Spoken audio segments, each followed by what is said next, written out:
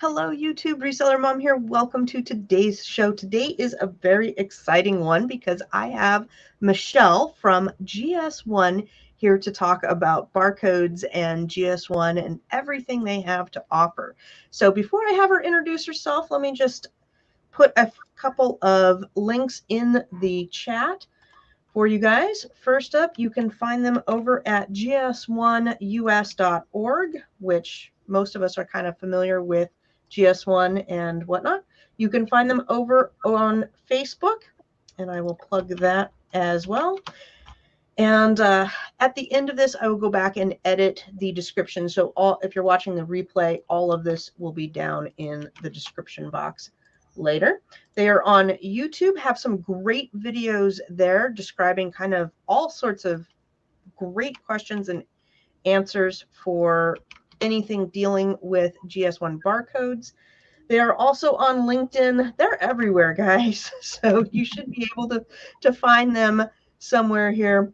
And then we have got them on a podcast as well, which John is part of their team and he's in the background. So if you have any questions, I really encourage you guys to post any questions live right now so Michelle can answer them as we go through here. And then if you have any questions later, go ahead and put them down in the comments and I will get them filtered out over to Michelle and her team. So welcome, Michelle. Thanks for joining me, and go ahead and describe kind of everything that you do in your offer and what's going on. Sure. Well, I do a lot at GS1, but and we do as an organization. But I've been with GS1 for about 8 years, but have been in the industry for many years. My role really is bringing awareness and education about the standards to the community, and then also bringing new offerings to the community as well. So GS1, we are known as a standards organization, well known for the barcode. And I work for GS1 US, which is a regional office of our local of the overall GS1 Federation. So you might also be aware there are other GS1 offices around the world, such as GS1 UK, GS1 Brazil, GS1 Australia, just servicing those local areas. But I'm representing GS1 US market today. Excellent. And what does I noticed when I was poking around on your website, you offer a lot of different things, some education, some purchasing. So because I do Amazon, 95% of my business is Amazon. And this year, my partner and I really want to become trademarked and go with our brand. And down that road would be probably purchasing barcodes. So what could I find on your site that you offer that would be good for an Amazon or a reseller in general? So most people, like I mentioned, most people are know of GS1 as the barcode people. Really, that's the foundation of our business. We are so much more than that. Just want to let you know. But really, the key is that unique identification of your product, so it could be sold in a global market and tied to you and your brand.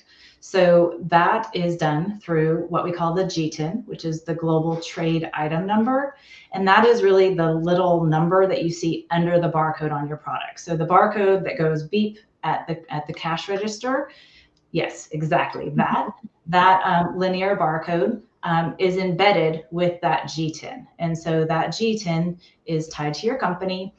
It's unique. And as you come to GS1 and license a G10 or license bundles of G10s, they're assigned to you.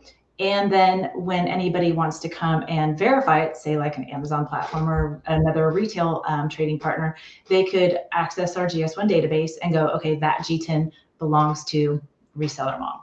So they know that G10 is associated to you. Most people come to us for the G10 or getting their G10s. UPCs have been used in the past, are very common in the US market. They get kind of used kind of the same with barcode, G10, UPC. There are distinct nuances to each, the true meaning of each, but they all get used kind of interchangeably sometimes. Yes, I have a background in product management and production management and quality assurance and stuff. We also do homeschool here, so don't mind. These days. I used to work alone, and now everybody's at my house. But when we used to make new products and whatnot, we had to learn kind of a little bit of the nuances and stuff. But for an Amazon seller, I'm going to kind of hone in on questions. And again, if you guys have any specific questions, please leave them in the chat.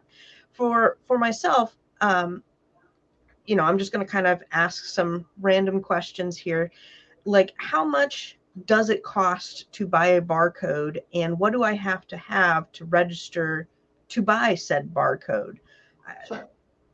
So GS1 US has several different offerings based on your business and based on your business needs, how many products you have, how many product variations you have, and also what we also suggest is considering where your business is going to grow over time.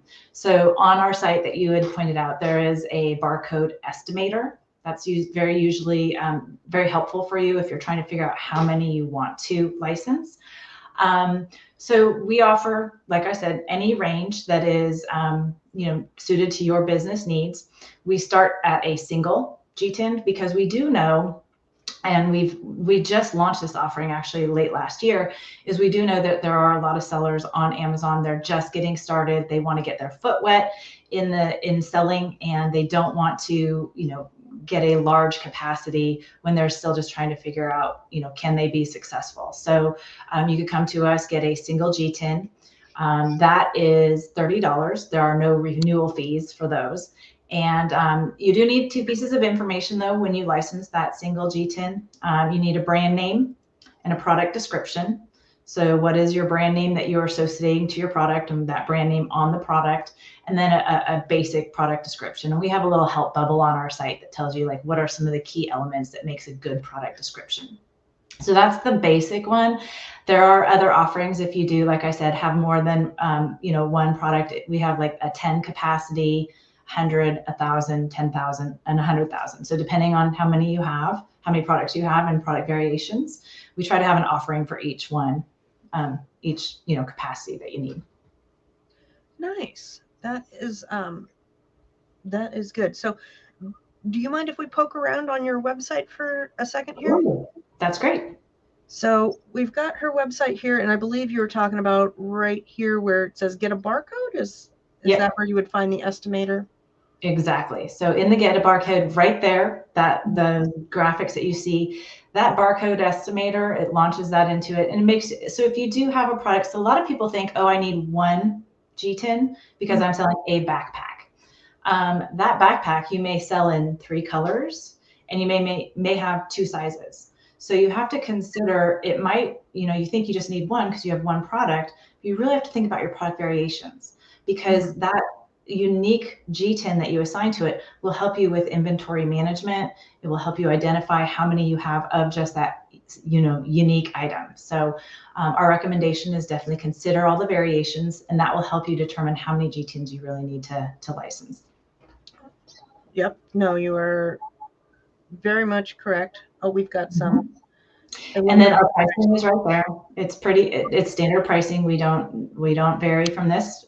So you can see there the single is $30, and then for the capacity based we have the $250 upfront, and then there's an annual renewal fee. Okay, so you have to renew the G10 barcode every year. On the prefix based, yes, there is a renewal fee. For the singles, there are no annual renewal fees. We tried to make it as easy and seamless for especially some of the small sellers getting into the market and testing out their products. Right. Okay. And then what also interested me is the different educational things that you have going on, because I know when I'm trying to find things out, especially with barcodes, there's a lot of, I don't want to say misinformation, but you get into the global and the differences between different countries, and the old, there's been some older news that's no longer applicable these days. Where would you start off with? We've got a basic education. So we've got, like you said, we're everywhere and we have a lot of resources. So we have our basic education.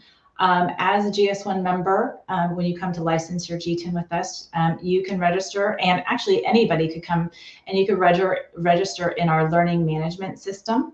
So there's a link in here, and in that there are many free resources that give you some basic information about what is a barcode, who is GS1, how do we service industry with our standards. And then we also have a set of like for fee, depending on how advanced you want to get. So we have some online webinars.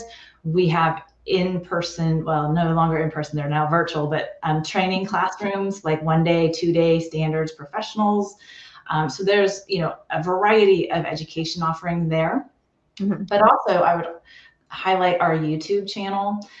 We do know some people don't have a lot of time, or they may learn in different ways, and videos might be a great way for them to learn. So in our YouTube channel, we have a lot of resources, little snippets that just explain things and point you to where you may want to look for some more resources, explain what a barcode is, explain what the standards are, how we service industry. And it gives you an idea of, where you want to continue to learn, or how you want to, advance in your learnings about some of the stuff that GS1 offers. Well, and I love that you have podcasts as well, because when I'm out and about, I usually put on some sort of podcast so that I can listen to information as I'm driving. Yeah. Well, and that's one of our newest offerings. So we launched the podcast just recently. We've got some great podcasts. These are, just discussions with industry leaders about various topics, things that may be, new or innovative, or just, here's one, how to build a brand on Amazon. Some of the supply chain challenges we've all experienced because of the pandemic. We talk about some of the supply chain issues. So we have a lot of great content here, and we're going to continue to add there as well. Awesome. I will be listening to these this week for sure. And where did I want to go? I wanted to go back to your YouTube again just to plug it in. If you guys haven't joined this yet, go ahead and definitely subscribe to their YouTube channel, because they have a lot of good stuff in here that you're going to need to know. I really feel that as Amazon grows and it becomes more important to make money with a brand, you're going to need to learn this stuff. There's a lot of competition. I think COVID really highlighted. A lot of people started Amazon during COVID selling, and retail arbitrage, online arbitrage, while it's great and you can make money with the more people competing, it's better to go and get yourself branded, get those barcodes, and become legit. Well, we've heard so many stories too where sellers start on Amazon, but then their brand picks up, and then other retail channels want to bring in their product. And if they don't start with the GS1 identifier, that G10 or a barcode, it causes some headaches for them to expand in those channels, because a lot of those other channels do request that G10 associated to their product. So they'll have to come back and repackage, relabel. It just, it causes a lot of headache if you don't start off that way. So we always say, if you really do want to expand your brand and think it's going to end up in another retail marketplace or another, brick and mortar retail space, think about that and assign G10s right away. Where I had gotten my GS1s was a company that helped me launch my Shopify store into Walmart, and Walmart requires GS1s. They're not, I don't believe they're registered though, or something. They're not quite legit enough to be on Amazon. So could you touch on that topic? Are you intimate with that knowledge?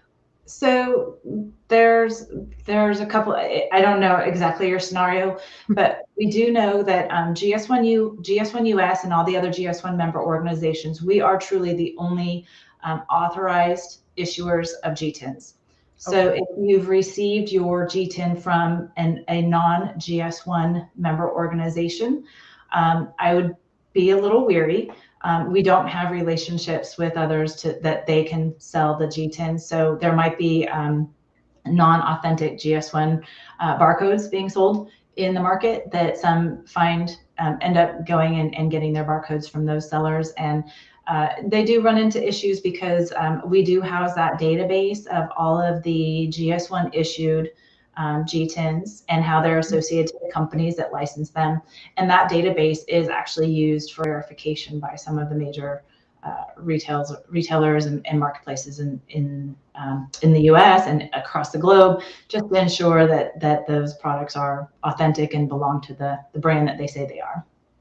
Yes, because back in the day, and with Amazon back in the day is like 4 years ago. Yeah. It's not that far ago. You used to be able to buy GS1s from an eBay seller for like, whatever, $30 for 10 of them. But as of, I believe it was April of last year, Amazon started double checking against, I believe it'd be your database then. And if they were not authentic, we're getting a lot of emails that your product doesn't have an authentic GS1, and they are cleaning up that database. So some of you guys in the audience may have gotten that email from Amazon that said, your listing does not have an authorized GS1, please update blah, blah, blah, and submit that, or the product listing gets taken down. So, this is the place to go. This is the legit place that you should be buying your GS1s going forward for selling on Amazon. I think it's more for just brand protection and transparency of making sure that those items are, like I said, associated to the proper brand owner, and that you have the proper authority to sell that product. There are other steps you need to take with Amazon, if, like to your point, if you're a reseller, but at least you then are now associated to your G10s, and it shows that you are truly, that's the seller for that particular G10. I think you're going to see some regulatory constraints too, because brand protection, you want to ensure that the product's not counterfeit, that the product is not harmful. So think about consumer safety. There's a lot of reasons why, but that's how we've helped with that validation. So I have a question, and I don't know if you'll be the person that would know the answer to this, but one of the problems that we have as being a reseller is, say you go to the Dollar Tree and the Dollar Tree has an item with a barcode, and that barcode is not currently in Amazon. What some sellers are doing is taking that barcode, since it is a legit GS1 barcode, and putting it on their bundle or on their product or whatever, so that they could have a GS1 for that. I just feel like this is going to come down on them for doing this, one. And I don't know, on the back end, do other sellers go to you to ask to verify, or do you report misusage to Amazon? Has that popped up yet? So we're not a G10 or a barcode police by any means. Right. We provide the data. So what is done with the data is really proprietary. So just need to put that out there. So they have access to our data, but how they use it is definitely within Amazon's four walls. And again, we're not the barcode police. But I can say that, there are scenarios where, according to the GS1 standards, the brand manufacturer is the one that assigns the G10 to the product. And that G10 should remain on the product and be that G10 that is presented in market, because that is the original G10 that is associated to the product. Amazon with the reseller, it's a little bit different, and they have some different ways that they handle that, because again, if you think about the G10 and it's associated to the original brand manufacturer, they're going to look in the database, and that G10 is then associated to, say, like Michelle's shoes, and it's going to, but say that you resell it, where's the mismatch? So I think that's where Amazon has some extra steps that resellers have to go through to prove that you can sell that product and assign your G10 to it. And that's really Amazon's business practice. We don't get into that at GS1. Yes. for those watching and maybe watching the replay, there was a thread on Hustle Buddies, which is a Facebook group that we watch, and they highlighted a bundle that had taken a GS1 from a light bulb company. So, I mean, it was on candy and it was a light bulb company. So, you know, it clearly doesn't match. And everybody's going, well, you know, who's going to regulate this? Is it going to be Amazon? Is it the light bulb company? You know, who really regulates this? Because it's starting to get a little out of control because people don't want to purchase the $30 GS1s if they could just go find something that has one and is not on Amazon.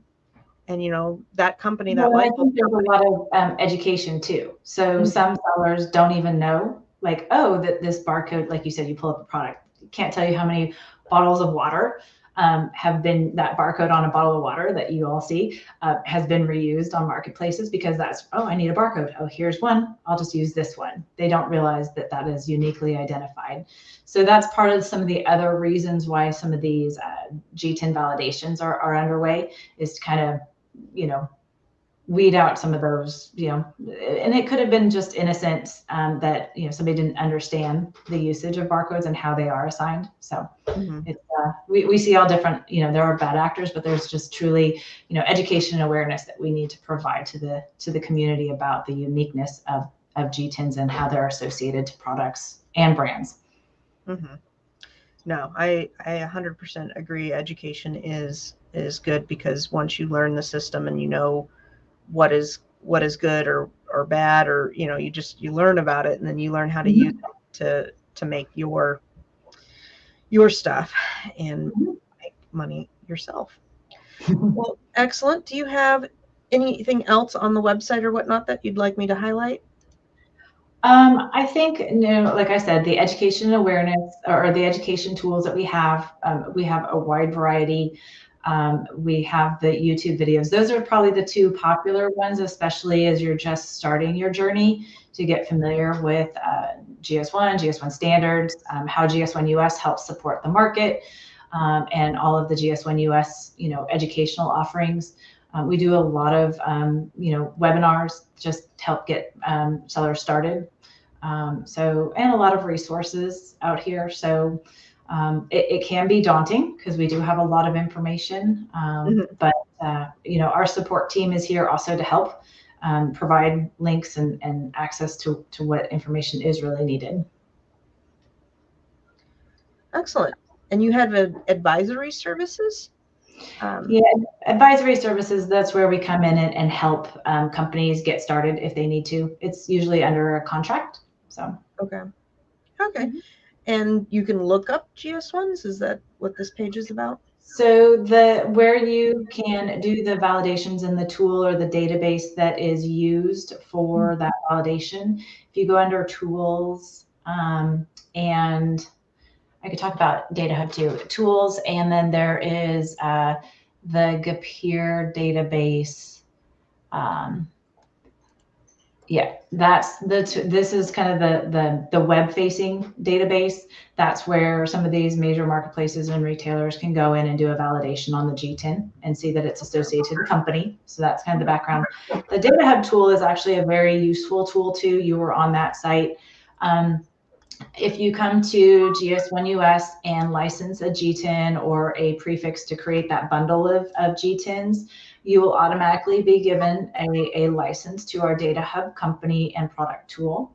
What you'll be able to do is go in there and then manage your G10. So especially if you are licensing a bundle with that prefix, that Data Hub tool allows you to then create the G10s out of that, and then and accurately. So it puts in all the algorithms for the check digit and how, you know, when we talk about getting a prefix, how do you construct the G10 from that prefix? Data Hub tool does it for you automatically. So as a small business, you don't have to worry about that. We take that burden off of you, and then you could assign some basic product details. So again, that's where if you enter the brand name and product description, it gets carried over into the Data Hub tool. And then a lot of other companies do use our Data Hub tool and use that for looking up data, looking up location information, looking at product information, and doing product validations on the data that's within our Data Hub tool. Neat. Very all excellent stuff. So, do you have any advice for people like me who are going through the trademark process, brand registry process? Because I assume after I get my trademark done and get my brand done, what you talked a little bit about what information I'm going to need to go and get those barcodes. I would assume, a business location and EIN or LLC or. Yeah, so there's, I mean, a lot of things, outside the realm of just GS1. You're just setting up your business, figuring out how you want to set up your business. So yeah, to your point, do you want to do an LLC? Do you want to do a corporation? Those are some of the business decisions you need to make. Assigning G10s to your products, but putting a good business plan together. I think, understanding your market, understanding your products and who you're trying to target your products to, and who you're selling to. And then, like you said, going through the trademark, IP, with Amazon brand registry is also a key element. Determining if you want to do your own fulfillment or do fulfilled by Amazon, FBA. Those are some of the decisions you need to make. So there's a lot to think about. That's all part of your business plan. Having a solid business plan, getting you started, is really the key. And there's a lot of resources out there about that. Excellent. I guess, yeah, the thoughts that swirl through my head is this last Q4 with Amazon, they came down on a lot.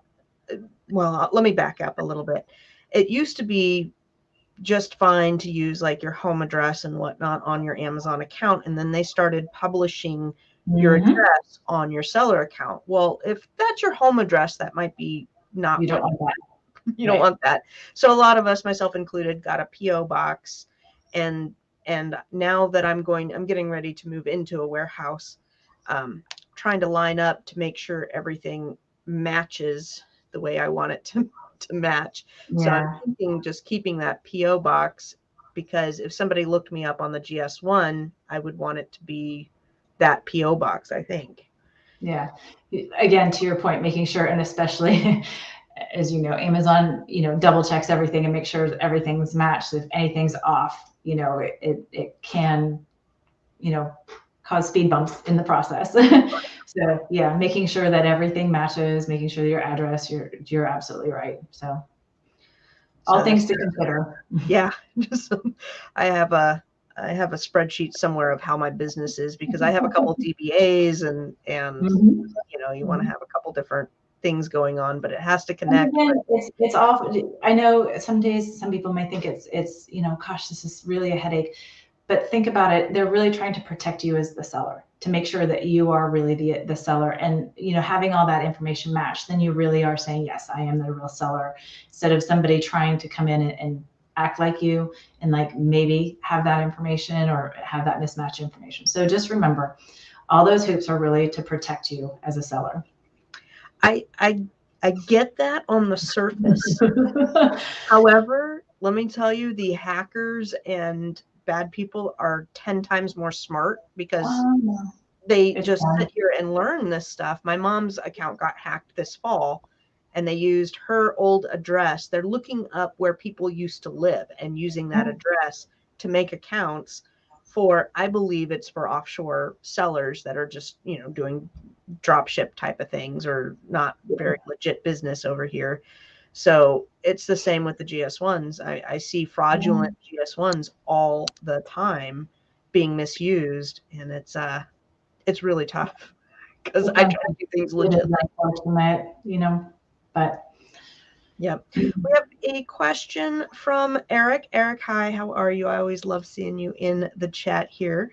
He says, what category are your private label products? I've considered food. Mine are in several different areas, and they're mostly bundles with G10 exemption, which that's more on the Amazon side. But do you have anything to add to the G10 exemption stuff that's going on right now? Or is that kind of probably not in your radar? I know there are certain product categories that do have G10 exemptions on Amazon. They have it listed out on their seller support site. You know, again, I think they keep looking at ways to make it to protect the sellers. So some of those G10 exemptions, they look at product categories over time and realize, okay, we do see a lot of G10s on these products as a whole, so maybe we might, you know, remove this category from the G10 exemption. So they're constantly looking at that. So that it does change a lot. Like, for example, I know they removed tires sometime last year.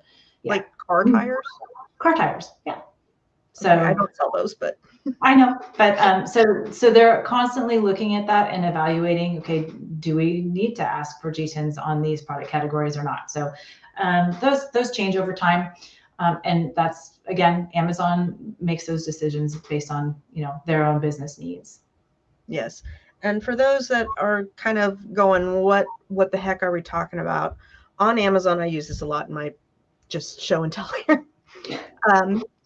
On Amazon, say you wanted to sell this product, a Bath & Body Works lotion, and you just wanted to sell the single. It has a barcode, a GS1 barcode on here that you would associate with that product on Amazon. Where the G10 exemptions come in is if you wanted to sell a 2-pack or a 3-pack of this lotion, you would get a G10 exemption because you're not creating a new product. You're not the manufacturer. You're not creating a new product. You would get a G10 exemption for it so that you could do a 2-pack and not associate it with said barcode. Sometimes you do want to associate it with barcode. Sometimes you don't, whatnot. But essentially you're getting exempt because you're not creating new products. And then where the problems start to come in is with a lot of private label-esque type of bundling. What people are doing is taking maybe a bottle of lotion and, you know, some tissues and a purse and creating a little travel pack that includes this product, but the whole thing is G10 exempt because each product has its own G10. You're not creating a new product. So that's where a lot of threads are coming up and issues, and people aren't educated in doing it correctly on Amazon. So it's causing some headaches out there for sure. Yeah, we've heard a lot of conversation around the product bundling, and actually GS1 is working on a standard and industry, you know, with industry input on what should be the standard on product bundling, so that we can hopefully come out with a stance to help guide sellers on here's the best practice in the industry standard. So for product bundle to help alleviate some of these questions and issues. Nice, nice. Will that be coming out soon? Sometime we're working on it right now, bringing industry members in and getting their input. So it is a goal by the end of 2022 to have that industry guidance. Nice. Yep. Well, I look forward to that because it's definitely becoming more and more of a, I don't want to say an issue, but a lot of people are doing it. And the pros and cons to it is you have to put in a lot of work to get the item ranked and selling and bundled and put together and sourced and all that good stuff.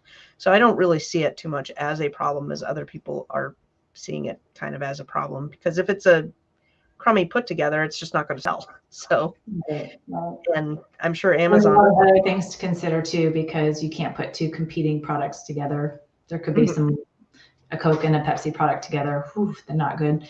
So, you know, things to think about too when you put bundled products together. You have to, you know, consider what you're bringing together and the licensing between those two. It can get very complex very quickly. That is definitely too.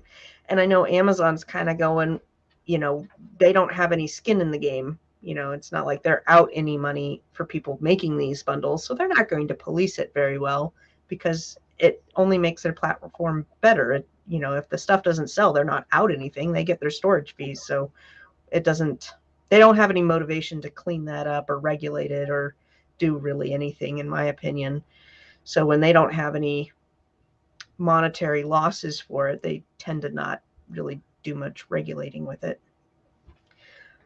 Well, let's see here. I'm going to plug all of your stuff again really quick. So this is kind of last chance if anybody has any specific questions for GS1.